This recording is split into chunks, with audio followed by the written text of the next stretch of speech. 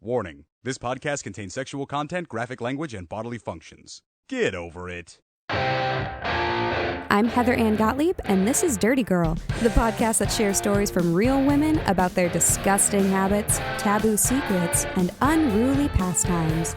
Fart, burp, queef your little heart out. It's not a girl thing, it's not a boy thing, it's not a woman or a man thing. Everybody has a body, and it's disgusting, and we all just need to accept it and love it. How can we take this to the next level of disgusting? I once had sex in a hotel hot tub. I poop, then look into the toilet before I flush. I have questionable personal hygiene. I enjoy intimate discussions on vaginal discharge. I once had sex in a room where two other couples were also having sex. Is that considered an orgy? I don't think so. I really don't. So ladies, let's stop apologizing for the shit we do. Let's air our dirty laundry. Let's celebrate womanhood and all its intricacies. Because we're all a little dirty. Today, you'll hear 5 different women talking about their little moments of ew. Some of these ladies wish to remain anonymous, others don't. All of them redefine what it means to be a nasty woman. The story that is most precious to me is when I knew that he was the one. Let's start with Rachel R. She's a friend from college who literally oozes nastiness. The way her and her new boyfriend met is just absolutely adorable and disgusting. So we were making dinosaur-shaped chicken nuggets. Classic. Of course, and they're delicious. And one thing I do is when people are eating around me, and when I say people, I mean like everyone, I squat under them and open my mouth to like offer to be a baby bird to their mama bird. Right. And no one has ever taken me up on it, which is pretty devastating for me. So I just did it, not expecting anything, while he has some dinosaur-shaped chicken nuggets in his mouth, and without even thinking, he just spit the chewed pieces into my mouth. And I was like, wow, this is love. That was like day 3. And I was like, we're gonna fucking get married. It was almost chewed enough. I had to like chew it like 2 more times. So it was like a really good consistency, and I did swallow. I always swallow. One time she was doing a drunken scavenger hunt. It's very fun. I participate as well. And you'll see she doesn't mind getting intimate with strangers. The listeners at home, the holiday hunt was a scavenger hunt, holiday themed. But one year, a really high-ranking point value task was to obtain someone's pubes. Could it be your own pubes? Did it have to be a stranger's pubes? We were under the impression it had to be a stranger's pubes. We found out later that wasn't the case. So I coerced one of these young men to let me trim his pubes. And so how it ended up working out was I had a Ziploc bag like at the base of the penis. And we got some little scissors, and he was trimming it while I cocked them. Like mousy brown, more like a dirty blonde, a very like nice shade of pube, moderate coarseness. And so I carried around this Ziploc bag full of this random kid's pubes all night. And then we got to the home camp and we're getting tallied up, and we realized that it could have been anyone's pubes, someone we knew or someone within our own team. And I had a full bush at the time. It would have been easy, but not quite. Were you the only team that got a stranger's pubes? Yeah, I think so. This is Kelly. She has this flinch-inducing habit, like ow. I used to like pull my hair out when I was younger, and I got this like giant bald spot, and it was horrifying, and I was in like 2nd grade or 4th grade. It doesn't matter what grade it was. But then I was like going bald, and so I started when I was younger like plucking my pubes out with the tweezers, and it's like the best, and I still do it like to this day a lot. So like you see like it's, I don't know, it's super cool. It's this weird like, and whenever I do it, it's this weird like Pavlovian like thing where I get like really pumped, like my mouth like literally waters to like see the stuff. And I also am just like, I like to pick at stuff anyway. Like I have one nipple hair that grows like way faster than all the rest of my hair.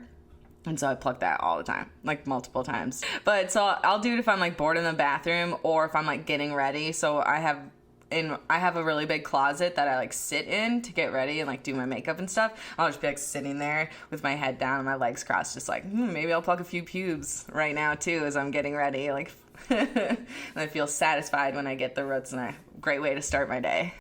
So sometimes at night, when you don't bleed when you're on your period, but you wear a pad, like, just to be sure. If I don't bleed, I'll wear that same fucking, like, pair of underwear and pad the next night, because I don't want to waste it. It's really saving the environment.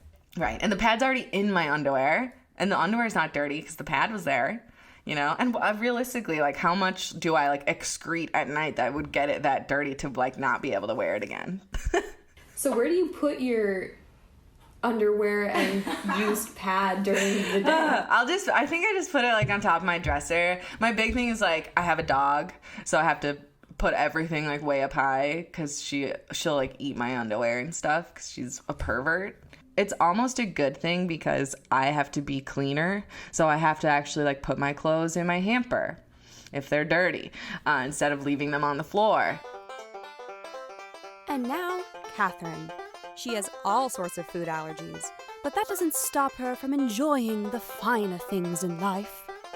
I'm like fairly disgusting. I have a lot of food allergies that are legitimate. I would ask my dates to take a bite of something, like if I couldn't eat it, and then kiss me. So I would call them food kisses, which is gross. I wasn't asking them to baby bird me, which did need to be said sometimes, where I was like, oh, please don't shove your food in my mouth. That's where I draw the line. But on like a first date, I did it, and then I realized that that's not a request that goes over well all the time. This guy, I guess we had hung out once before, and then we were on a date, and he got like a really awesome hamburger, and it just looked really great, and it smelled great, and I was like, oh, hey, could you take a bite of that and then just give me a kiss?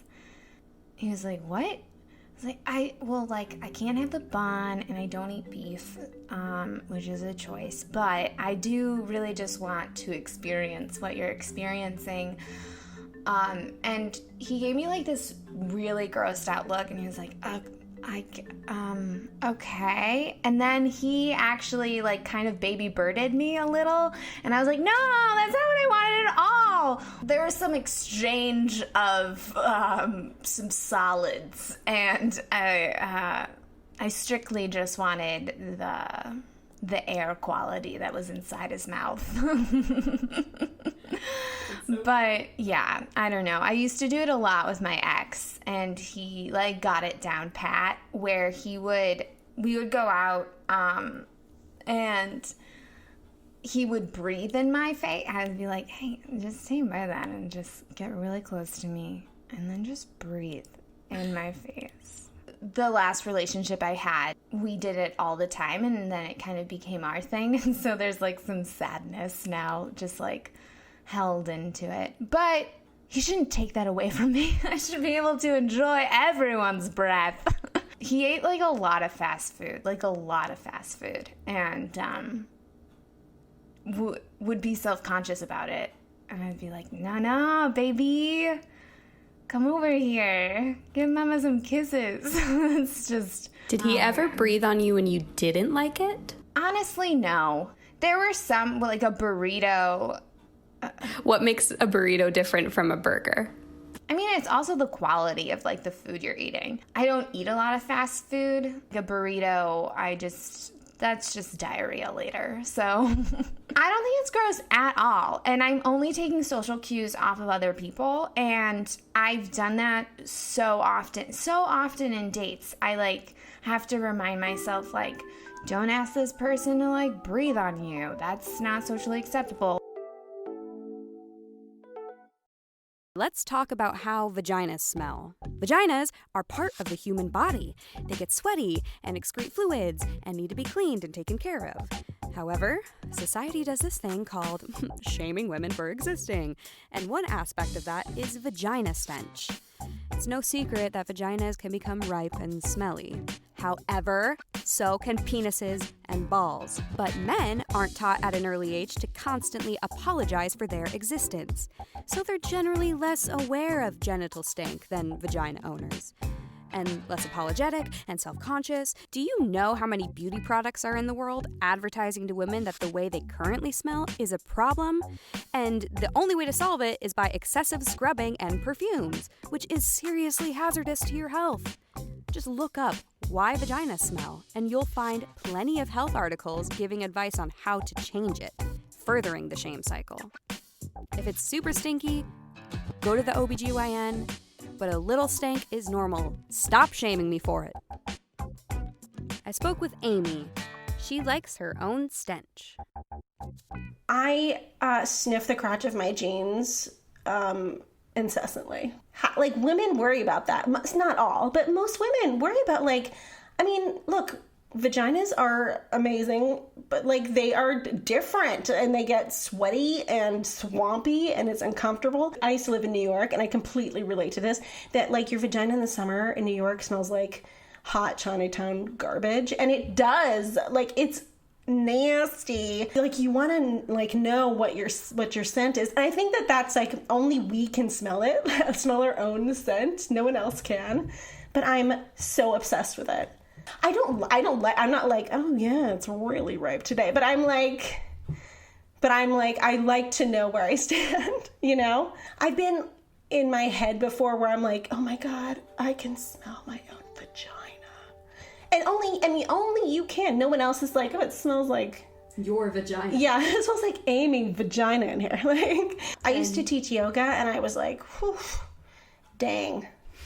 I'm adjusting people, like, over their faces, and I'm like, oh, man. The idea of someone just leaning in and, like, whispering, like, I smell your vagina. Oh, my God. Who has never done it? After I turned 32, I started growing, like, these little pokey chin hairs that are sharp, dude. Like, painful. And so I just, like, live to pluck those guys. Do you watch pimple-popping videos? Yes, Dr. Pimple Popper. I love her. She's amazing. I want to work for her. I will, like, volunteer to work for her. I think it's so I can watch those videos for hours. The boils are kind of disgusting, but, like, in a really great way. I get the same feeling of, like, rush of satisfaction when she, like, digs out a blackhead that someone has had on their back for, like, 30 years. And finally, Rachel K. Different Rachel from before, equally as disgusting. We spoke about a habit that's surprisingly popular. I cannot not pop zits. It's like a compulsion. And I'm better now, but it's taken a long time. Like, I've given myself infections where there's nothing even there. And again, I have, like, one best friend who I share this issue with, and, like, sometimes we'll call each other, and, like, there was nothing there. Like, go in the mirror and pick at nothing until I've, like, ripped a hole in my face, which I'm sure is this diagnosable self-mutilation, like, whatever, it's skin picking. There's some fancy Latin name for it or whatever. I don't know what it is. I remember this one time that my dad was, like, working on a computer. He was helping me with something. I think I was, like, just learning the interweb. Like, I didn't even know how to use the internet, and he was, like, showing me something. So I was sitting very close to him, and I was, like, looking at it on profile, and, like, right in front of his ear, there was, like, a black spot that, like, scared me. I was like, oh my God, I think that's, like, cancer. It's like, what is that? And I was like, Dad, I think, like, you have cancer. How old were you? Oh, I mean, 20s. I don't know. I, like, took a long time to learn the internet. But I'm sitting there with my dad, and I'm like, oh my God, I don't know what that, and then it, like, occurred. I'm like, I really was like, oh my God, you have cancer, what is it? And then I was like, Dad, let me pick it, like, let me. And it was, like, right in front of his ear. I want to say, like the size of the, like, a coffee stirrer straw, not a full-blown straw, whatever that is. And it was a blackhead, not cancer. So I was, like, pushing on it, and it was just, like, so nasty. Like, I could puke right now. It was like a candle came out of it. Do you know what I mean? It was like a black-ended candle. Like, what I don't understand about blackheads is, like, how can they be so long, some of them? Like, I'm like, it was like a long straight thing, like, I remembered as being like an inch or something. But where was that in his face? Do you know what I mean? Like, where it's not straight down. Like, that can't be how blackheads, but it come out like, I'm gonna vomit. I'm making myself sick. Like, there was no juiciness or fluid at all. It had probably been there since before I was born, maybe. And it just, like, came out. I feel really sick. It came out, like, so fully solid, you know what I mean? But then, like, a few years later, I was with a friend. I won't say who, but I was with a friend, a male friend, on the beach. It was, like, laying on the beach with his shirt off, and I saw a blackhead like no other I've ever seen. I knew it was at this point, I'd seen, like, more disgusting male blackheads, you know, and popped a few. I'm just skipping to the real pinnacle story. My dad was, like, the gateway drug, but then this was, like, legitimately, I'm not kidding, like, the width of a pencil eraser was the pore. Like, I could see just when it was, I'm gonna vomit. I really feel sick. Filled with black. What were you gonna ask? Sorry, yes. So it grosses you out, but you like to do it. Well, yeah. I mean, it's like, if there was, to me, it's like if there's something in your body, like even a foreign object, it might be just, like, if you get stabbed with a dagger, right? Your muscles seize around it. Do you know that? Yeah. I don't know why I know that. Who even knows if it's true? I use it, like, as a metaphor, but I don't even know if it's, I'm sure it's true. It seems really painful in movies when people pull out daggers. This must be true. But you're not going to leave a dagger in you. So this is how I feel about blackheads. Yes, it's disgusting. Yes, it makes me sick. No, I don't want to do it, but I do want it out. Do you want to hear about it or no? Like, want to I don't want to make you puke. No, it's worth it, even if I do. I won't puke. Even if I did, that would be like another rad, gross thing on your show. It'd be like super next level meta. Do you remember those, like, 4th of July, like, it's a firework, but it's not a firework. It's like those little, like, they're like little smoke worms or something. They're little black things and you light them and they just grow. That was what came out of his back, legit. Did it hurt for him? I mean, I think so. I did not care at that. I was, like, in the zone. At that point, I'm, like, on, like, a high. Like, I'm having, like, whatever that high is that I get from this. So he could have been in pain or asking me to stop. I'm, like, at that point, I'm already in the zone that, like, I'm doing him a big favor. This is an exorcism of sorts for me. Like, I have to get it out. Can you explain what being in the pimple-popping, blackhead-popping zone is like? I mean, it's just like any, like, a jogger's high, any high where you're, like, getting those endorphins of just, like, shock. There is something weird and, like, simian picking element to me. So, like, you know how monkeys, like, clean each other and, like, eat the bugs out of, you know? Like, I get that. Like, I'm not going to eat the bugs off somebody, but I get that. Like, I get that. This was, like, 8 years ago. And I remember this blackhead as if it was yesterday. How that could have come out of his back. Where did it live? I'm telling you, this one was over an inch. The human body is a fascinating thing. Where did it come from? How did he not feel it?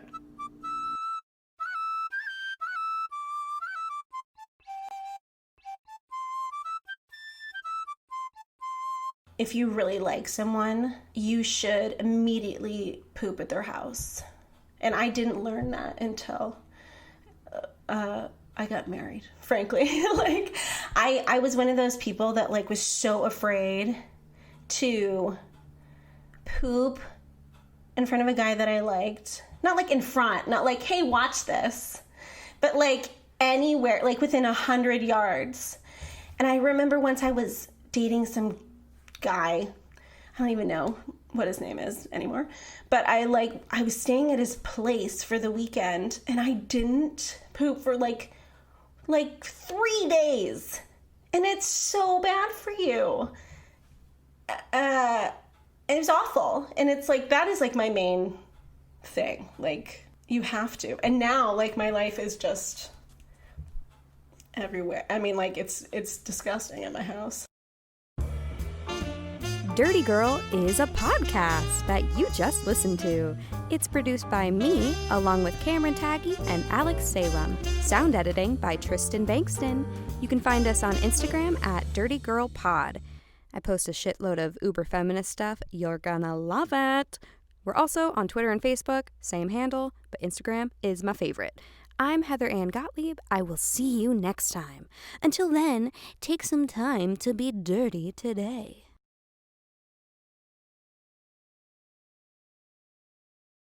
And so it was later. Has the stranger met the noob? That their scavenger hunt turned a blonder shade of pure.